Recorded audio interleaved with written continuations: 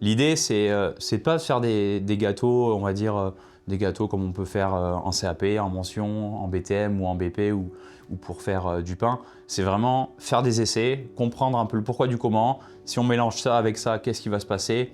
De rester curieux dans les nouveaux ingrédients, dans les nouveaux texturants, de comprendre la matière. Ça permet d'avoir plus de facilité à par exemple, passer de peut-être du beurre à de la margarine, à travailler différemment le produit, peut-être en réduisant les matières qui coûtent un peu plus cher, en essayant d'adapter sans perdre en qualité.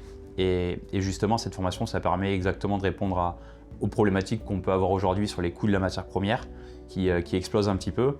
Il y a beaucoup de concurrence quand même, donc il faut être à la pointe un peu sur la commercialisation, sur le marketing, sur les réseaux sociaux, sur comment vendre le produit, travailler avec des produits, on va dire, sains, bons, et voilà, d'être curieux et de rester dans la recherche et le développement. Ça permet d'être alerte et de comprendre un peu l'avenir en tout cas de la boulangerie et pâtisserie, et ça c'est important. C'est le devenir de la profession, c'est quand même de devenir autre chose que des professionnels techniques. On doit être des professionnels gestionnaires. On doit se poser des questions. Je fabrique, mais comment je le valorise? Pour qui je le fabrique? Et puis, et comment je le finance? Donc c'est là que tu vois que ce besoin, pour moi, qui est énorme, il manquait un peu dans la profession.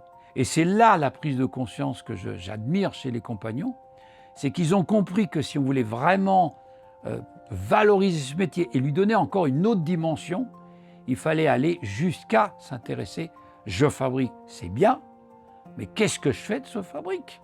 C'est qu'on veut les faire prendre conscience que dirigeant d'entreprise, c'est raisonner comme ça. C'est-à-dire, avant de fabriquer, je réfléchis pourquoi je fabrique, quelle est ma clientèle. Et c'est tout le travail qu'on leur demande de faire.